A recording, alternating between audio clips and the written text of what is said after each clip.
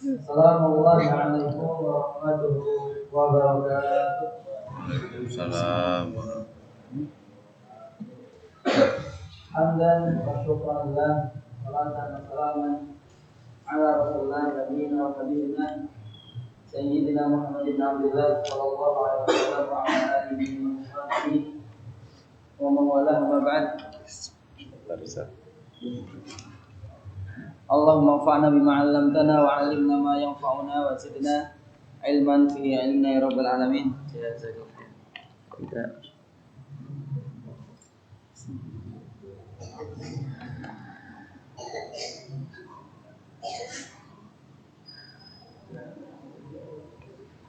Baik, Bapak sekalian, kita lanjut lagi ngaji bareng-bareng kita. Masih pakai kitab Mukhtasar Minhajul Qasidin atau ringkesan dari kitab Minhajul Qasidin. Ringkesan ini ditulis oleh seorang imam yang juga seorang hakim agung yang bergelar Al-Imam Najmuddin, bernama Ahmad ibn Abdurrahman ibn Qudamah Al-Maqdisi, yang semoga Allah merahmatinya dengan rahmat yang luas dan menjadikan ilmunya manfaat untuk kita semuanya, amin ya rabbal alamin. Baik, kita lanjut lagi.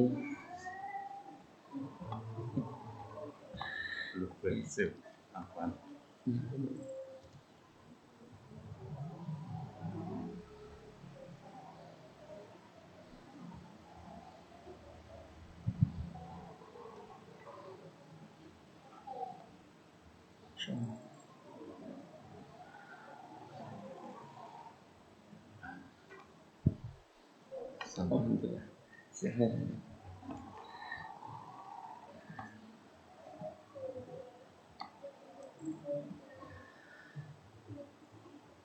Baik, sekarang kita masuk pada ucapan musannif, penulis, wafil adami, dan pada anak Adam, maksudnya kita semuanya, pada manusia itu terdapat minal adolati, otot-otot, wal uruqi, dan pembuluh darah banyak sekali, mala yuhsa, yang nggak bisa dihitung, mukhtalifun bisigari wal kibari wad diqqati wal ghilad.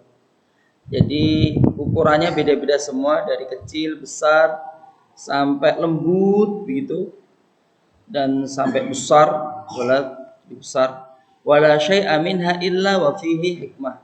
Dan semuanya itu Allah ciptakan tentu ada hikmahnya. Kenapa dibikin lembut, kenapa dibikin besar, kenapa dibikin kecil, kenapa dibikin tebal begitu. Wa kullu dzalika minallahi subhanahu wa ta'ala. Dan semuanya itu adalah anugerah dari Allah subhanahu wa ta'ala. Walau sakana min jumlatiha irqun mutaharrik, andaikan ada pembuluh darah yang harusnya bergerak tapi dia kok diam begitu, aw taharraka irqun sakin, atau harusnya pembuluh darah itu diam tapi kok bergerak, lahalak ya miskin, pasti engkau wahai anak Adam pasti binasa, pasti akan mati. Miskin itu arti aslinya itu bukan, mohon maaf Bapak, fakir miskin itu bukan. Miskin itu arti aslinya itu mesake. Jadi kalau kita gaul sama orang-orang Arab main bola begitu, sudah kita main bola bareng dari depan gawang, udah tinggal sama gawangnya kita tendang, ternyata nggak masuk, malah melenceng kemana itu, biasanya diledek kamar, ya miskin, sakemen ya. Jadi miskin itu artinya bukan, arti aslinya bukan fakir miskin yang kita kenal, cuman karena orang miskin itu mesake gitu Bapak, lazim kan begitu ya, maka disebut miskin. Fanzur ila ni'amillahi ta'ala alaik, maka coba perhatikan nikmat Allah SWT yang Allah berikan kepadamu. Sebenarnya kalau kita banyak-banyak mengingat Allah itu lebih memudahkan kita untuk bersyukur. Litaqwa ala syukri, agar kamu mampu untuk bersyukur kalau kita lihat nikmat Allah. Fa innaka la ta'rif min ni'matillahi ta'ala illa ni'matal akli. Kamu itu enggak tahu apa-apa terhadap nikmat Allah kecuali nikmat makan. Wa hiya akhassuha, dan itu yang paling dasar, Yang detail-detail berarti kita nggak tahu. Tsumma la ta'rif minha illa annaka taju'u fatakul.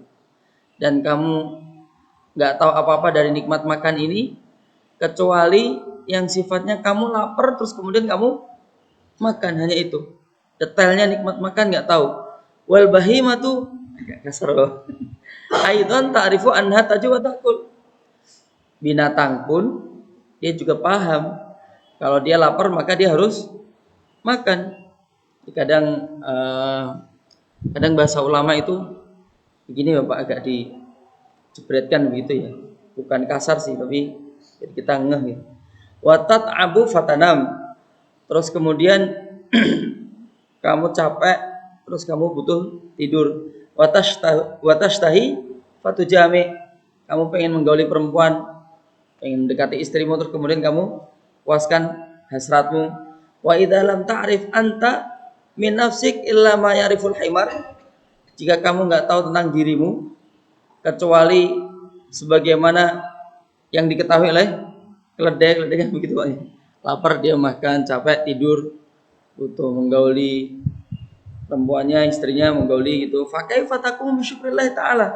Kalau tahumu cuman itu toh, gimana caranya kamu bisa bersyukur atas nikmat Allah Subhanahu wa taala? Padahal inti dari kehidupan ini kan kita bersyukur kepada Allah. Kita hari ini salat subuh berjamaah juga wujud dari rasa syukur. Dan fokus iblis juga di awal-awal sudah kita bahas ya, bahwa wala tajidu aktsarahum syakirin. Ya Allah, engkau enggak bakal mendapati mayoritas anak Adam bersyukur. Berarti kufur nikmat. Nah, fokus iblis adalah menghalangi kita dari bersyukur.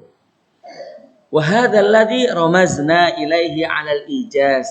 Nah, ini kami kan hanya ngasih isyarat yang secara singkat gitu, qatratan atau qatratun min bahrin min ni'amillahi ta'ala. Hanya setetes dari lautan nikmat Allah Subhanahu wa taala, faqis 'ala dzalik. Maka bikin contoh sendiri selain makan. Jadi semua nikmat itu masih butuh nikmat-nikmat yang lain. Masya Allah. Wa jumlatu ma arafna wa arafahul khalqu kulluhum min ni'amillahi ta'ala bil idafati ila ma lam ya'rifuh aqallu min qatratin fi bahrin. Jadi tentang nikmat Allah yang kita ketahui secara umum dan yang diketahui oleh semua makhluk secara umum dari nikmat-nikmat Allah, terus kemudian kita ukur dengan nikmat-nikmat yang belum kita tahu, maka itu seperti lebih sedikit daripada satu tetes di sebuah air yang ada di lautan. Berarti sangat sedikit sekali yang kita nggak tahu. Makanya Allah mengatakan wa in ta'uddu ni'matallahi la tuhsuha. Kalau kamu ngitung-ngitung nikmat Allah, kamu nggak bakal mampu. Walaupun kita disyariatkan suruh ngitung-ngitung gitu Bapak. Ini bukan ayat terus kita nggak ngitung-ngitung, bukan. Kita harus ngitung tapi kita tidak mampu. Baik, lanjut lagi faslun subbab fi ajaibil aghdiyati wal adwiyah. Tentang keajaiban aghdiyah, makanan-makanan gitu ya.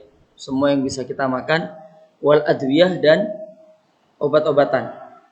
Makan makanan dan obat-obatan. Masya Allah, ternyata dibahas oleh syariat kita, makan-makan dan obat-obatan. Kalau hukum segala sesuatu makanan yang di alam semesta ini, hukum asalnya halal atau haram Bapak? Nggih? Halal nggih. Berarti kalau kita mau ngomong A, B, C, D, F, G haram, butuh dalil nggih, butuh dalil. Kalau nggak ada dalilnya halal, udah ahlan Bapak. Makan aja. Gitu. Cukup makan aja. Sebagian saudara muslim kita, ini nggak mau nyebut kelompoknya ya. Jadi mereka hanya mengharamkan hal-hal yang Allah haramkan dalam Al-Quran. Kan tidak banyak kok Pak. Babi, bangkai, darah yang mati kecekik, begitu yang disembelih tanpa nyebut nama Allah gitu. Jadi saya punya kawan itu, nggak usah sebut nama gitu, tapi nggak di Jawa sini ya. Maksudnya nggak di wilayah Jawa Tengah, Jawa Timur. Itu pernah makan ular gitu Bapak. Ya nangkap ular di pesantrennya terus dipotong-potong dimakan. Jadi serba penasaran dimakan semuanya. Asal yang penting nggak diharamkan di Al-Quran. Sebenarnya kan ya syariat kita nggak cuman yang di Al-Quran ya, Nabi juga sudah ngejelasin banyak hal tentang yang haram. Taib wa'lam, ketahuilah annal at'imata katsiratun mukhtalifah, bahwa makan itu banyak sekali dan beraneka ragam. Nanti dari jenis makan itu cara mengolah makannya juga nanti rasanya jadi beda-beda. Masya Allah, ini nikmat yang luar biasa dan ditangkap oleh lidah kita. Misalnya kayak apa ya, daging kambing diolah bagaimanapun nanti rasanya berbeda-beda, tangan beda rasa kadang. Walillahi ta'ala fi khalqiha ajaibu la tuhsa. Dan Allah menciptakan semuanya itu ada keajaiban-keajaiban yang nggak bisa dihitung. Masya Allah. Dari sekarang sisi makanannya. Kalau tadi memakan, sekarang makanannya. Wa hiya tanqasimu ila aghdiyatin wa adwiyatin wa fawakiha wa ghairiha. Dan itu terbagi dari jenis makanan secara umum, terus obat-obatan, buah-buahan dan selain-selainnya. Sebenarnya kalau nikmat yang wah ya, Allah sebutkan dalam Al-Quran itu innalil muttaqina mafaza hadaiqa wa anaba wa fawakiha atroba dan seterusnya. Nikmat-nikmat utama itu diantaranya itu apa? Saya mau menerjemah kok agak malu. Bapak aja ya. Saya agak horor sedikit. Maksudnya apa ya? Ya nikmat itulah bapaknya. Fanatakallamu an ba'dil aghdiyah. Maka kita akan ngebahas tentang sebagian makanan saja. Fanaqul, maka kita ngomong idza kana indaka syai'un minal hintah, andaikan kamu punya sesuatu dari gandum begitu, falau akal taha, terus kemudian kamu makan, la fanaita, maka lupa nih, maka akan habis. Jadi makan akan habis. Wa baqaita ja'ian, dan kamu masih akan tetap lapar. Fama ahwajaka ila amalin yun ma bihi hubbu al-hantati wa tada'af. Maka kamu butuh sebuah pekerjaan yang bisa menumbuhkan biji gandum tadi itu, atau di kita istilahnya biji beras gitu, padi ya. Wa yatada'af, kemudian beranak pinak. Jadi di rumah itu saya iseng nanam padi begitu Pak di comberan. Ternyata memang benar kata orang-orang tua itu. Gitu, padi kita numbuh itu tiba-tiba kayak membelah diri begitu. Nih, membelah diri jadi banyak, jadi beberapa, terus nanti kemudian keluar bijinya bareng-bareng. Keluar bijinya bareng. Ya doa benar, jadi berlipat ganda. Masya Allah. Dan itu nikmat juga Bapak ya. Jadi ya Allah bikin numbuhin padinya itu bisa bareng. Padahal kan lahirnya tidak bareng. Hatta yafiya bitamami hajatika. Sehingga cukuplah kebutuhan. Jadi sempurnalah kebutuhan menjadi tercukupi. Wa huwa zar'uha, yaitu dengan cara ditanam gitu. Wa huwa anta ja'alaha fi ardin fiha ma, dan kamu jadikan biji-bijian itu di sebuah tanah begitu yang ada airnya. Yamtaziju ma'uha fil ard, yang airnya di bumi itu, di tanah itu melimpah. Fayasiru tinan, kemudian tanah itu menjadi tanah liat, maksudnya yang gembur seperti yang udah dicangkuli begitu. Tsumma la yakfi al-ma'u wa turab, enggak cukup aja adanya air dan tanah itu juga enggak cukup. Idlau tarakta fil ardi nadiyan solbah lam tunbit li faqdi al-hawa. Kalau kamu biarkan begitu aja air ngecembeng dengan tanah begitu sampai jadi tanah liat begitu yang solbah, yang keras, maka dia nggak bakal menumbuhkan tanaman karena nggak ada udara di situ. Nah, ini kalau kita suka bertani mungkin paham ya. Jadi kayak singkong itu, kan iseng kadang nanam di rumah asal lancepin begitu. Memang ada singkongnya, tapi nggak melimpah. Ternyata memang harus digemburkan. Dia butuh udara. Fayahtaju ila tarkiha fi ardin mutakhalkhalatin yataghalghalu al-hawa'u fiha. Maka perlu kita taruh tanaman ini, biji-bijian ini di sebuah tanah yang memang ada rongga yang udara itu bisa masuk. Masya Allah. Tsummal hawa'u la yataharraku ilahi binafsihi. Cuman masalahnya udara itu enggak masuk sendiri begitu. Dia butuh digerakkan. Fayahtaju ila rihin tuharriku al-hawa. Maka dia butuh angin yang menggerakkan udara itu. Masya Allah, detail banget angin. Fatusarrifuhu biqahrin al-ard. Maka nanti angin itu menggerakkan udara itu dengan paksa untuk masuk ke tanah. Masya Allah. Hatta yanfad fiha, sehingga udara itu bisa tembus ke tanah itu. Tsumma kullu dzalikan la yughni, dan semua itu pun tidak cukup katanya. Fayahtaju ila hararatir rabi, maka butuh hangatnya musim semi, wasaif, kemudian musim panas. Fa innahu law kana fil bardi al mufrid lam yunbit. Andaikan semuanya itu udaranya, cuacanya kok dingin sekali, sangat dingin sampai di bawah 0 misalnya, maka nggak bakal bisa menumbuhkan tumbuh-tumbuhan. Masya Allah. Dan ini semua nikmat yang luar biasa. Anda pernah lihat video di YouTube tentang petani anggur yang ada di Eropa, di daerah-daerah dingin itu.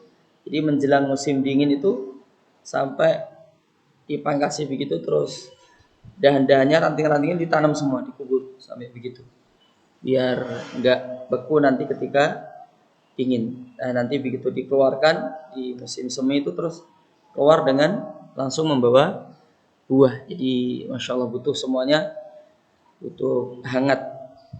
Yang di bumi itu butuh hangat. Tsummanzur, kemudian lihatlah ilal ma'il ladzi tahtaju ilaihi hadhihi zira'ah. Kaifa khalaqahu Allah Ta'ala. Coba perhatikan kata penulis ya, dengan air yang kamu butuhkan, yang dibutuhkan oleh tanaman ini, sehingga Allah menciptakan air tersebut. Fajjaral uyuna wa ajra minhal anhar. Allah pecahkan mata air itu, misalnya dari gunung begitu ya, keluar. Wa ajra minhal anhar, kemudian Allah alirkan dari mata air itu sungai-sungai. Nggak tahu antum pernah lihat langsung gitu nggak? Ada pernah lihat di daerah Tuban. Daerah Tuban itu ada satu daerah yang cukup terkenal namanya Ngelirip. Ngelirip itu tangi pernah daerah sana ya. Itu ada aliran air begitu, nanti ada gerojokan air terjun besar sekali. Itu ujungnya itu kerawak dan di situ ada gunung kecil begitu. Dan di situ memang mata air itu benar-benar pecah di situ. Keluar bening sekali. Saya nggak tahan sampai minum air banyak begitu. Jadi langsung dari mata air yang dilihat langsung. Kalau di sini kan mungkin banyak ya. Kalau di Ungaran belum pernah lihat kan? Belum pernah ke sana misalnya. Belum pernah ke sana kan, tukang-tukang air tuh langsung ambil dari mata air. Nah, ini semua Allah pecahkan sehingga keluar airnya. Langsung mengalir jadi air. Wala maka naba'dul ardi murtafi'an la yanaluhu alma. Sebagian bumi itu, sebagian tanah itu ada yang di atas begitu, yang mana air itu nggak mengalir ke sana. Arsala ilaiha al-ghuyum, kemudian Allah kirim kepadanya mendung, awan. Wasallata alaiha riyah, kemudian digerakkan oleh angin. Masya Allah. Li tasuqaha, agar menggerakkan awan tadi itu ya, biiznihi ila aqtaril alam, dengan izin Allah ke seluruh penjuru dunia, bumi. Masya Allah. Wahya sahabun thiqal, dia itu adalah awan yang berat karena mengandung air ya. Tsumma yursiluhu 'alal ardi midraran fi waqtil hajah. Kemudian Allah kirim ke seluruh bumi di waktu yang dengan midraran terus menerus begitu, di waktu yang dibutuhkan. Masya Allah, misalnya musim hujan begitu Allah kasih air terus sehingga padi-padi numbuh. Nanti saatnya kering, buah-buahan yang lain yang berbuah sesuai musim, kurang lebih begitu. Jadi semua musim ada buahnya kemarin itu yang disampaikan oleh Pak Abita. Tapi Lanjut lagi satu baris lagi, wanzur satu alinea lagi, kaifa khalaqallahu al-jibal hafidatan lil ma. Coba perhatikan bagaimana Allah menciptakan gunung-gunung itu yang statusnya dia menjaga air, menjaga air. Afan An itu pernah tinggal di kaki Gunung Salak di daerah Ciapus, itu di Bogor ya, kayak antum tahu ya. Itu di sana itu lumayan susah air. Jadi kita biasa kering ngebor sampai berpuluh-puluh meter itu nggak dapat air. Terus saya juga heran, gunung bukankah full air? Ini kok tidak ada air? Terus ada yang ngasih tahu karena ada banyak pabrik air mineral. Mereknya ini mereka terus ngebor sendiri sehingga airnya tumpah, terus tumpah kemana-mana, jadi sampai kemana-mana. Akhirnya tumpah dengan mubadir karena nggak diserap semua kan, sehingga gunungnya nggak menyimpan banyak air karena sudah dibur pakai bur-bur besar-besar itu. Tanfajiru minha al-uyunu tadrijan, yang mana air mata itu keluar secara bertahap. Kalau alami begitu, kalau alami maka dalam gunung itu selalu ada air. Falau kharajat daf'atan wahidatan la gharatil bilatu wa halaka azar'u wa ghairuhu. Andaikan dia keluar semua berbarengan jedar begitu yang di dalam gunung, maka negeri akan banjir begitu, akan tenggelam, dan tanaman-tanaman pun akan binasa. Masya Allah, ini seperti yang terjadi di Yaman ya zaman dulu di era kerajaan Sabak. Dan ada satu ma'rif, ada bendungan, tapi itu modelnya bendungan ya, yang jebol, terus kemudian tanaman-tanaman jadi binasa, terus negeri itu menjadi kering kerontang. Tak kira cukup, insyaallah lanjutan tentang nikmat tanaman ini kita baca di pertemuan berikutnya. Naktafi darsana bi du'a kafaratil majlis. Subhanakallahumma bihamdika asyhadu an la ilaha illa anta astaghfiruka wa atubu ilaik. Assalamualaikum warahmatullahi wabarakatuh.